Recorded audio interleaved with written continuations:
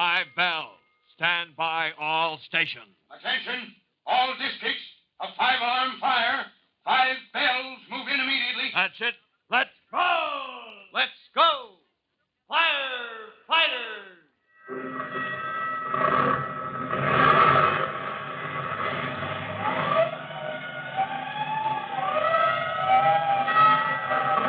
Presenting Firefighters, the true-to-life story of our unsung heroes who stand ready to ride by day or night against our most murderous enemy, the demon of fire.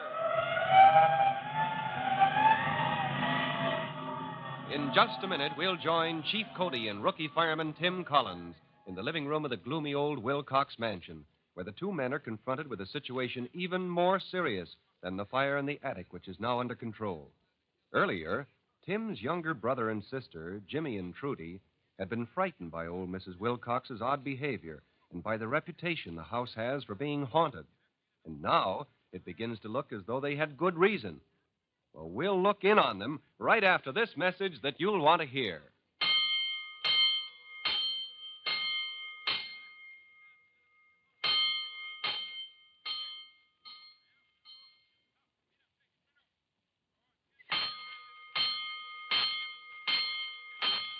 Let's go, firefighters. Let's join our friends in the old mansion that Jimmy and Trudy Collins had been so glad to get out of a short time ago. Of course, they'd been pleased when Mrs. Wilcox gave them a rare old cup and saucer and an ancient snuff box she'd found in the attic. It looks as though the antique sale they planned to hold for the benefit of the junior firefighters was off to a good start. But then came the attic fire that had brought Chief Cody and rookie fireman Tim Collins to the scene. And now it begins to look as though bringing it under control was child's play compared with finding out how it started. As Chief Cody said impatiently to Mrs. Wilcox a moment ago. I'm sorry, Mrs. Wilcox, but fires just don't happen out of nowhere. Carelessness, accidents, sometimes set deliberately. Of course. That's it, Chief Cody. The fire started before I returned to the attic. You mean when my brother and sister were still here? Yes, Mr. Collins. I didn't see it till it blazed, but... What do you mean? They came here begging for something for their antique sale. Talking of fire, too, I might add, for that boy can't think of anything else. What are you getting at? That closet in the attic, it was set on fire. There's no other way. Somehow, just before they left, those children set my house on fire. Oh, now, wait a minute, Mrs. Wilcox. I know my kid brother and sister better than that. You tell her, Tim. Gosh, we wouldn't do a thing like that. Well, of course we wouldn't. I think you'd better let Tim and me handle this, Trudy. But Mrs. Wilcox ought not to say a thing like that, Chief Cody, after all Jimmy did for her. Did for me? Well, I like that. Who was it rummaged round my attic and found those things for your antique sale? Well, you did, Mrs. Wilcox. Well. It was swell of you to give us something, but... Jimmy, why don't you take Trudy out and show her the pumper, the hook and ladder truck, huh? But, well, is that in order, Chief? Yes, I guess we'd better put it that way, son. All right, sir. Come on, Trudy. I still don't think that's a very nice thing for Mrs. Wilcox. Trudy doesn't realize what a serious charge arson is, Mrs. Wilcox. But I think young Jimmy does. Do you? Yes.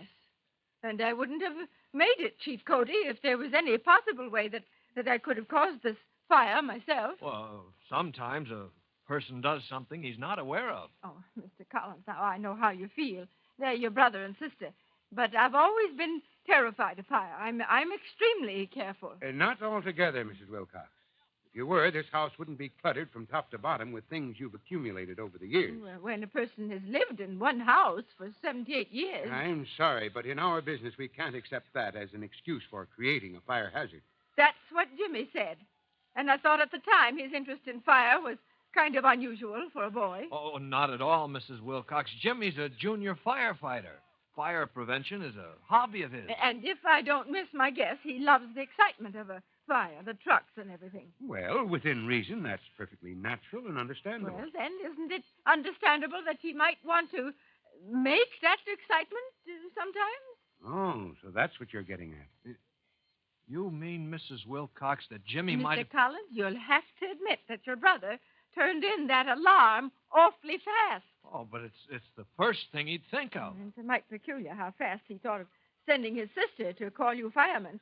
and getting back here before it had hardly started. That's what Trudy meant by his helping you, Mrs. Wilcox. How do you know what he did? Well, a fireman can size up the situation pretty quick, Mrs. Wilcox. Don't you think we noticed the attic door was closed, the skylight broken? That's another thing. His destroying my property. I'm telling you here and now, if Jimmy hadn't known something about ventilation, that fire would have spread down into this house. Yes, ma'am, and you'd have had a real fire on your hands instead of just that corner of the attic. You're saying that he started this fire just to have a chance to practice what he's learned. Oh, good grief, Mrs. Wilcox. Now, take it easy, son. Take it easy. We'll get to the bottom of this before the trucks roll back to their stations. Okay, sir, but... Well, it's not fair for Mrs. Wilcox to make a serious accusation against my kid brother and sister unless she actually saw something suspicious. Did you, Mrs. Wilcox? Why, no. But I didn't have my eye on them all the time. I was looking for something I could give them. Well, that, at least, was thoughtful of you. Well, but it's another possible reason for their doing what they did.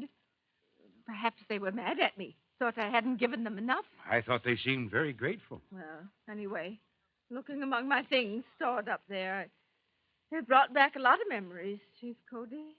I didn't pay strict attention to what they did every moment. Well, frankly, I'm more interested in you and what you did with that lamp that you took up there. Well, I told you. I set it down on the floor outside the closet. Yes, but fairly near it, Mrs. Wilcox. Were there any clothes, anything inflammable hanging directly above it? Oh, land's sakes, Chief Cody. I know that lamp gives off heat. Yes, but Mrs. Wilcox, you see, there's such a thing as invisible heat. And it would be mighty hot right above the glass chimney on your You lamp. can forget it, Mr. Collins. The lamp was away from everything. But when the children left, there was no sign of fire. No, must have been smoldering then. Did you see any smoke from the closet when you said goodbye to them and came back to the attic? No, but all of a sudden I heard a peculiar sound, like a sudden puff it was. And when I looked around, the whole closet was ablaze. Gee, I don't get it, Chief. There weren't any oily rags in there, nothing that could have caused spontaneous combustion. Now, there. I tell you, I wouldn't accuse your brother and sister if there was any possible way that my carelessness could have caused this. You believe me, Chief Cody. We'll see. If you get another lamp, we'll all go up there. Jimmy and Trudy, too. We'll try to settle this once and for all. Meanwhile, Jimmy sits on the front steps of the old mansion. Trudy is beside him, trying to cheer him up. Don't you want to take me over to the trucks and show me how they pump water into the hose, Jimmy? No, I don't feel like it now, Trudy. Well, then, tell me what that man is doing up on the ladder with the hose, and that one on the roof, too, the one with the yak. I thought the fire was over. It is, but, well, gee whiz, it might have worked its way into the shingles. They got to make sure it can't break out again. Hey, there's Tim now. Oh, Tim, did you find out how the fire started? Oh, sorry, kids, we didn't. Not yet, anyway. You know what Trudy says, Tim? She thinks a ghost said it. Oh, well, we're all going up to the attic and find out. Oh, gosh, I don't want to go up there again. Well, I do. Because if there is a ghost, I bet you Chief Cody will find him. And if he does, he'll set him to polishing brass for the rest of his life. A moment later, Jimmy and Trudy stand timidly beside their brother in the gloomy cavern of the attic. The lamp in Mrs. Wilcox's hand makes a small island of light in the dark shadows and shows the blackened and charred closet yawning frighteningly before them. There, Chief Cody. Here's the lamp I had up here before, there on the floor by the closet, right where it was. Well, it certainly doesn't look as though it was responsible, Mrs. Wilcox. Mrs. Wilcox says Jimmy and you were near the closet, Trudy. I don't doubt her word, But she showed us all those funny old clothes and everything, Tim. We could have set a fire in there without her seeing it, maybe. Only we didn't, and it's crazy to think we'd do a dumb thing like that. I've got a hunch whatever happened, it took place after you kids were gone, when Mrs. Wilcox was here alone. Although, in one sense, she wasn't alone. You mean the ghost? Well, not exactly, Trudy. Unless a lot of memories still live in this room. Are you insinuating I didn't know what I was doing, Chief? I'm saying straight out, I don't think you had your mind on what you were doing, Mrs. Wilcox. Why, that's nonsense.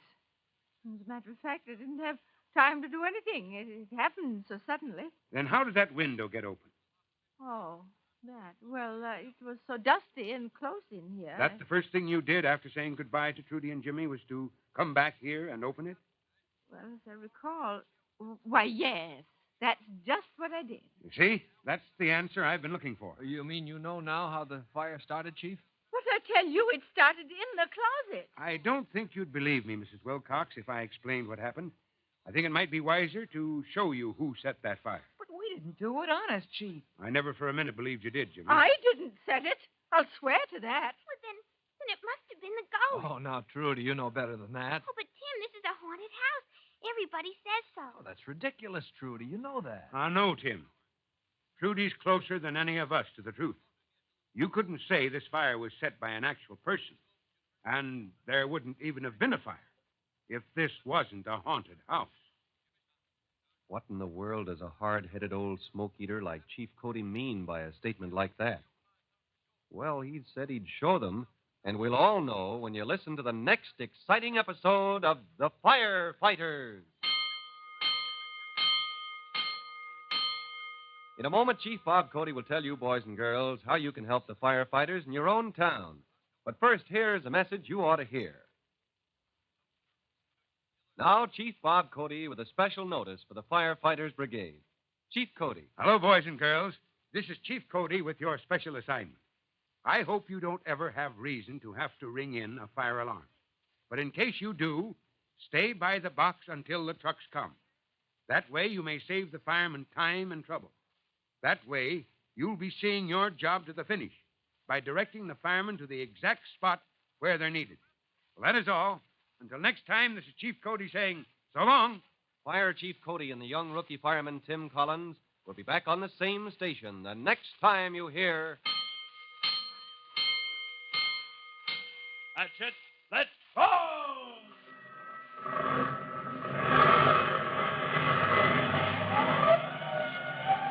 Let's go! Firefighters!